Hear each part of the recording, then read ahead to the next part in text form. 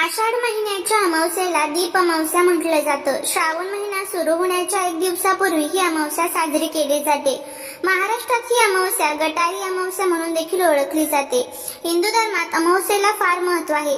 या दिवशी भगवान विष्णूंची विधीपूर्वक पूजा केली जाते. आषाढ महिन्यात येणाऱ्या अमावस्येचे महत्त्व अधिक आहे आणि त्यामुळेच या अमावस्येला आषाढी अमावस्या असं देखील म्हणतात, कारण ही चातुर्मासातील पहिली अमावस्या तिथी आहे. यानंतर श्रावण महिना सुरू होतो. यंदा आषाढ अमावस्या म्हणजेच दीप अमावस्या ही गुरुवार 24 जुलै या दिवशी साजरी केली जाणार आहे. या दिवशी एक अतिशय प्रभावी असा उपाय आपल्याला करायचा आहे. आपल्याला कावळ्याला दाराबाहेर खाण्यासाठी ही एक वस्तू ठेवायची आहे. यामुळे काय होईल तर आपले पितृ तृप्त होऊन आपल्याला आशीर्वाद देतील, मुलांच्या अडचणी दूर होतील, घराची मुलांची सोन्यासारखी प्रगती सुरू होईल. असा हा प्रभावी उपाय आपल्याला करायचा आहे. हा उपाय कसा करायचा, कोणत्या वेळेमध्ये करायचा याबद्दलची संपूर्ण माहिती आज या व्हिडिओमध्ये मी तुमच्या सोबत शेअर करणार आहे. त्यामुळे व्हिडिओ हा स्किप न करता शेवटपर्यंत पाहत रहा. चॅनलवरती नवीन असाल तर सबस्क्राईब करा आणि असेच माहितीपूर्ण नवनवीन व्हिडिओ पाहण्यासाठी बेल आयकॉनलाही प्रेस करा, म्हणजे माझ्या सर्व नवीन व्हिडिओंचं नोटिफिकेशन तुम्हाला मिळेल आणि तुम्ही एक पण व्हिडिओ मिस करणार नाही. त्याचबरोबर कमेंटमध्ये ओम पितृदेवाय नमः लिहिला अजिबात विसरू नका, जेणेकरून तुमच्या पितरांची तुमच्यावरती भरभरून कृपा होईल.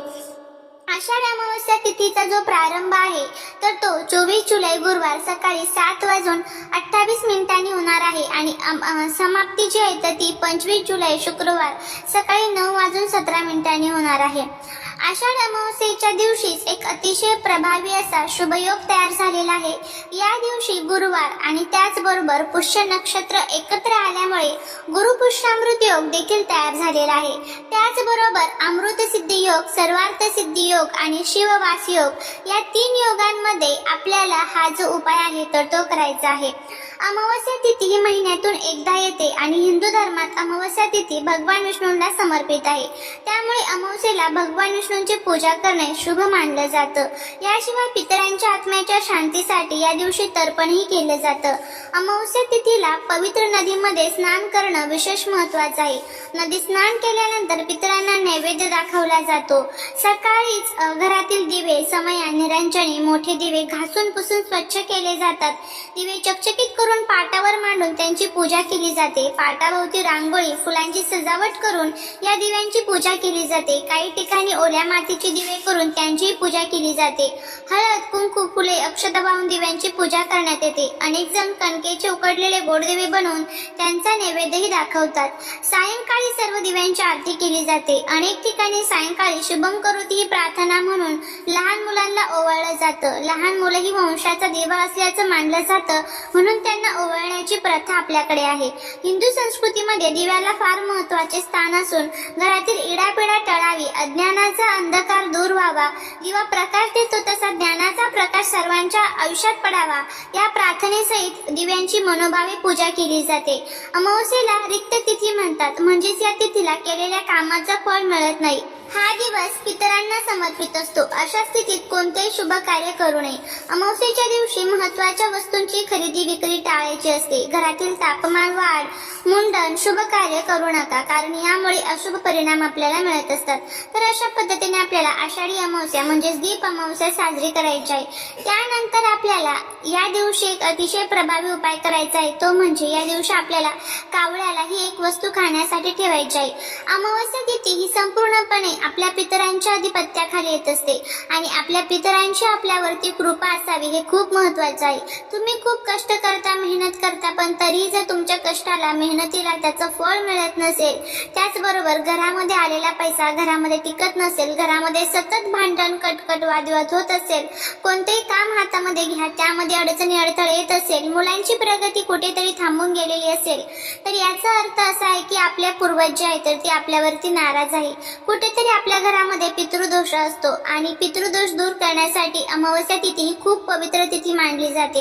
या दिवशी आपल्या पितरांचं नामस्मरण करणं, पितरांसाठी पिंडदान, तर्पण, अर्पण करणं, त्याचबरोबर दीपदान करणं ह्या सर्व गोष्टी या आषाढी अमावस्येच्या दिवशी म्हणजेच दीप अमावस्येच्या दिवशी केल्या जातात.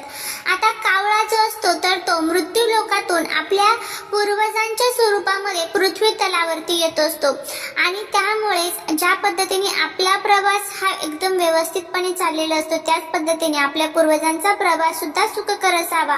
त्यासाठी आपल्याला कावळ्याला, कुत्र्याला, गाईला काही वस्तू खायला देणं हे खूप महत्त्वाचं असतं. आता आपल्याला कावळ्याला काय खायला द्यायचं आहे ते आपण बघणार आहोत, जेणेकरून आपले पितृ जे आहेत ते आपल्यावरती प्रसन्न होतील आणि आपल्याला आशीर्वाद देखील देतील. यामुळे काय होईल तर तुम्हाला प्रत्येक कामामध्ये यश मिळेल, घरामध्ये आलेला पैसा हा घरामध्ये टिकून राहील, आजारपण, दुःख, संकटे हे कायमचे दूर होतील. त्याचबरोबर कधीच कोणत्याच कामामध्ये अपयश येणार नाही, कोणतेही संकट हे घरावरती येणार नाही. आपल्या घराची, मुलांची सोन्यासारखी प्रगती सुरू होईल आणि मुलांच्या अडचणी ज्या आहेत त्या दूर होतील. असा हा प्रभावी उपाय आपल्याला या दिवशी करायचा आहे. तर तुम्हाला काय करायचं आहे, सकाळी लवकर उठायचं आहे. आता घरातील महिला असेल, पुरुष असेल, कोणी हा उपाय करू शकतं. फक्त घरामध्ये सुतक पिरियड्स नसावं याची काळजी घेऊन तुम्हाला हा उपाय करायचा आहे. त्यानंतर आंघोळीसाठी जायचं आहे. आंघोळीच्या पाण्यामध्ये थोडेसे काळे तीळ टाकून तुम्हाला आंघोळ करायची आहे. काळे तीळ टाकल्यामुळे आपला शनी ग्रह मजबूत होतो, वाईट नकारात्मक शक्ती ज्या आहेत त्या नष्ट होतात आणि त्याचबरोबर आपल्या मनामध्ये एक पॉझिटिव्ह ऊर्जा, पॉझिटिव्ह एनर्जी ही तयार होत असते. त्यानंतर आपली रोजची जी काही देवपूजा असेल तर ती करून घ्यायची आहे. घरामध्ये धूप, दीप, अगरबत्ती जे आहे तर ते करून घ्यायचं आहे आणि हा उपाय जो आहे तर तो तुम्हाला सकाळी 12 वाजायच्या अगोदरच करायचा आहे. यासाठी तुम्हाला थोडेसे तांदूळ जे असतात तर ते घ्यायचे आहे आणि त्या तांदळापासून तुम्हाला भात जो असतो तर तो शिजवून घ्यायचा आहे. आता या भात शिजवत असताना त्यामध्ये मीठ टाकायचं नाही हे लक्षात ठेवा. अळणी भात तुम्हाला शिजवायचा आहे. आता घरामध्ये जर उरलेला भात असेल तर तो तुम्हाला वापरता येणार नाही. इथे तुम्हाला भात हा ताजा शिजवायचा आहे. शिजवत असताना तो इतका शिजवायचा की तो फक्त आपण ह्या उपायासाठीच वापरू, नंतर तुम्हाला वापरता येणार नाही. त्यानंतर तो थंड करून घ्यायचा आहे. एका प्लेटमध्ये तुम्हाला तो काढायचा आहे. त्यावरती एक चमचाभर दही तुम्हाला टाकायचं आहे. थोडेसे काळे तीळ असतात तर ते तुम्हाला टाकायचे आहे. एक तुम्हाला मोहरीच्या तेलाचा दिवा जो असतो तर तो प्रज्वलित करून घ्यायचा आहे. त्या दिव्यामध्ये देखील तुम्हाला थोडेसे काळे तीळ जे असतात तर ते टाकायचे आहे. त्यानंतर ही प्लेट जी आहे तर ती तुम्हाला तुमच्या हातामध्ये घ्यायची आहे. आपल्या घरातील शेवटचा कोपरा तिथे जायचा आहे. घरातील प्रत्येक भिंतीला ही प्लेट टच करायची आहे.